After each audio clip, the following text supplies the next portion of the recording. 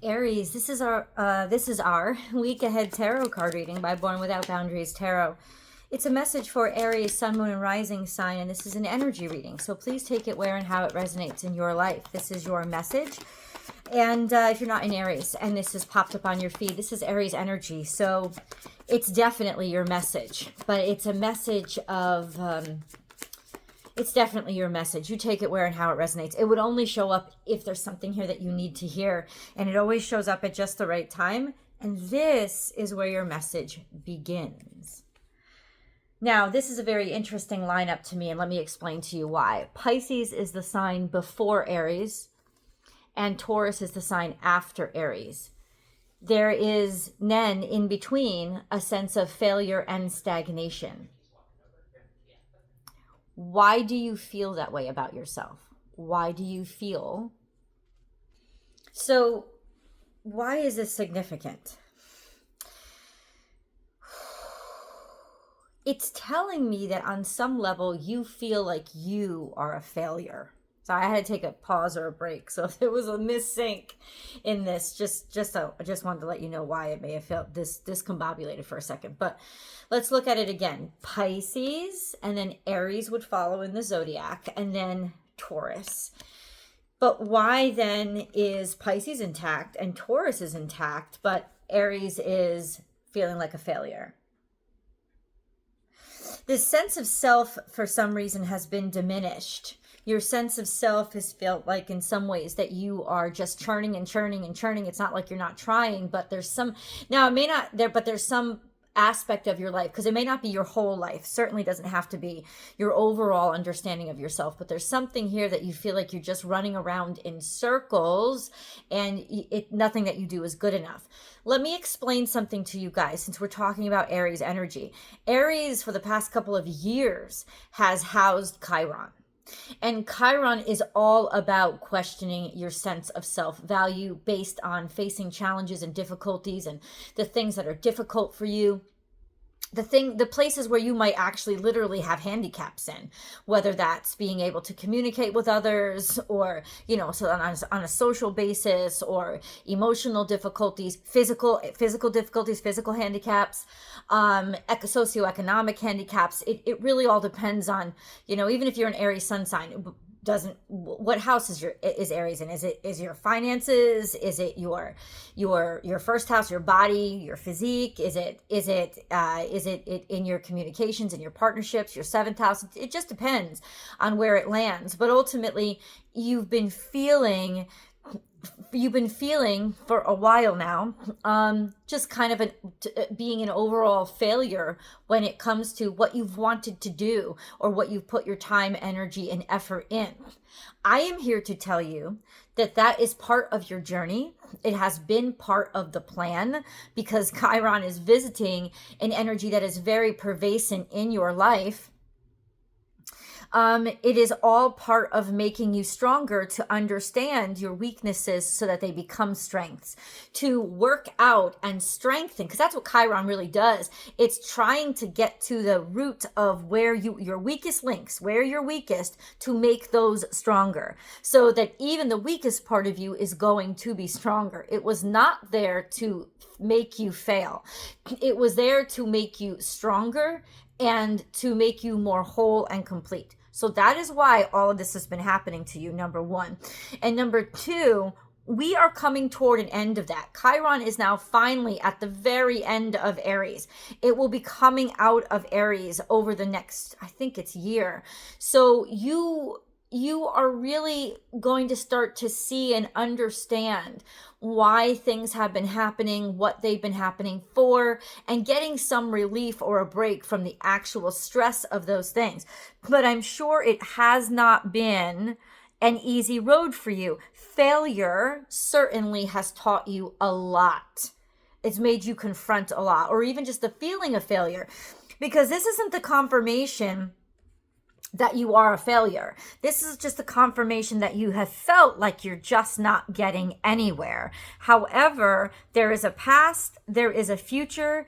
It could even be a sense of what you dreamed you have felt like a constant failure of actually making come true, with the very, very good news that you're going to start to see things coming into existence, rooting themselves in reality, and creating far more firm understanding of a far more firm, quantifiable, real presence of what once was just concept. So ultimately, I think that you're going to be in a much stronger place, because it's almost like what you're now building is now built to last. It is not just, it's not fleeting. It wasn't quick. It wasn't fast. You could have been stuck in this for the past 7 years, 7 months, 7 weeks. 7 is the energy of work. Think about 7 days, 7 nights, the work day. How things get built, the schedule on which things get built, that spiritual schedule of bringing something into existence. And up until now, I feel like you felt like a failure. You haven't been a failure, my friends. You have been a student. That is what you have been. It has never had anything to do with you failing or not doing something good enough or well. So ultimately, I want you to start to think of your failures in a different way, because they haven't been failures, they've been lessons. It'd be literally like a child in school thinking of themselves a failure because they're still in school, as opposed to out making millions of dollars. And I know there's that rare kid who hits it big on YouTube who becomes a millionaire by the time they're 15 or 10, if they have stage parents, but ultimately, that's not most of our story. That's really not even the story of most of our future millionaires or billionaires. They, generally speaking, when you're learning, you're not supposed to be succeeding, because you can't succeed until you learn. So what this message is coming across to you for is really support, to say you've been learning, not failing. This has been all timed for you. Depending on where Aries sits in your chart. Like I said, you can have your sun sign in Aries, but Aries is your 10th house. You could have your sun sign in Aries, but Aries is your 2nd house or 3rd house. So really go into your chart, I would suggest, just because I'm an astrologer. And yeah, I'm a little bit of a plug. If you want to know what houses you're associated with or in your chart, or Aries, what house is in Aries or on the Aries cusp in your chart, you can always go online and you can get a free natal chart. All you'll need, literally so many sites do them, all you'll need is your birth date, time, and place. You have to have all of those 3 to really get your ascendant, and it'll churn one out for you. But if you want help interpreting it, come to me, come to my website. There are a bunch of different services on the website, different tiers, different levels of engagement and involvement, depending on what you want. And then you can choose the one that you want. And yeah, I can absolutely help you understand where you have been struggling the most now, based on where Aries is in your chart. Chiron is a heck of a teacher. It is a beautiful teacher. It's a teacher that really believes in you, which is why it's so hard on you. It really doesn't settle for you thinking of yourself as lame or disqualifying you because of any of your parts or any of your imperfections. We all have imperfections. We all have aspects of ourselves that need to be strengthened. And Chiron it's like plucking at the Achilles heel. That's what it does. That's what it does. Achilles was one of Chiron's students, right? It will pluck at one of, at the weakest part of you, and it'll pluck at the weakest part of you to make it stronger, and if only by making you aware of it and making you accept it and helping you accept it. And that's really what this time has been about. And ultimately, because it's all coming out now, and we land on this, if you're an Aries rising, for example, Taurus is your 2nd house. So it follows the zodiac perfectly, because Aries starts at 1, right? So Taurus is very much traditional, and finding a traditional means of making money. But really it's whatever house Taurus is falling in. It's got a traditional value system. You'll need consistency, you'll need reliability. You won't want to go too avant-garde here. However, interestingly enough, until earlier this year, Uranus, the absolute avant-garde energy, was in Taurus, the absolute traditional energy. So it has been really I can understand why things have almost felt deconstructive in your life at this point. Not just Aries risings, but anybody who has a lot of Aries in their chart, I can understand why you have felt, and I hope now you have a better understanding of why you have felt like your life is on total deconstruct mode. It's not that the universe wants you to question your dreams, your aspirations, or your talents, or your skills. It's that it wants to perfect them. And in order to perfect them, it's got to get to the weak points of them and make those stronger. Because you really are, all of us really are, only as strong as your weakest link. So if it can, and that's what Chiron specializes in, your weakest link, making your weakest link stronger makes all of you stronger. The whole self stronger, which really is what Aries is all about, the whole self, understanding the self. And so with Chiron there, it'll be like, where are the weaknesses in yourself? What are the weak points in your person? You know, is it the shoulder? Is it your mentality? Is it your eyesight, or is it your emotionality, right? Is it your spirituality? What part of you is weak? And how can we make it stronger? By healing it, and then making it more productive. So really, that's all it's been doing. It's been it's treating you like a student. You're not a loser to the universe. You're not a washout, or it hasn't given up on you. You are in your time of training. And just so that you can get really specific, like I said, I can help you. If you want to do it by yourself, you can do it by yourself. Figure out which house is Aries in your chart, and you can see really where it was trying to teach you or help you at this point. All of us have Aries somewhere in our chart. I think for me, Aries is my 7th house because I'm a Libra rising. So yeah, it's been demonstrating a lot of partnerships for me and my weaknesses in partnerships, but I've also come full circle and just so much beautiful experiences of how to make it better and how to be stronger. And I've actually felt like a totally different person after everything has happened. And so if you have Aries rising, for example, you might be questioning your entire self. Your sense of self might have been weakened. You might be struggling. And you'll figure out why. What are the points on my sense of self that are, what are the points in my sense of self that are weakest? Where do I take the most hits? Where do I have to strengthen? And really, this is what's the past maybe few years has been for you.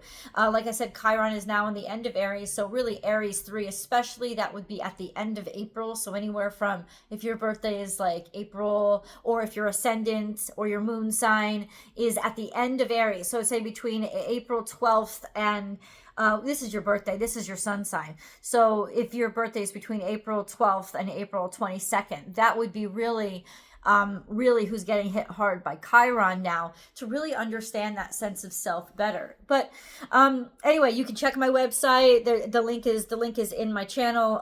Go to my website if you need help with that. There's lots of different services you can order that I can briefly analyze for you, specific parts of your chart, if not your whole chart, and then yeah, we can talk from there.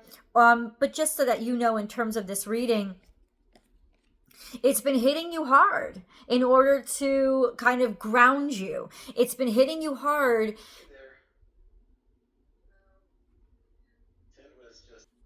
So yeah, sorry about, like, there's just the there's just sounds coming all around me. I apologize, guys.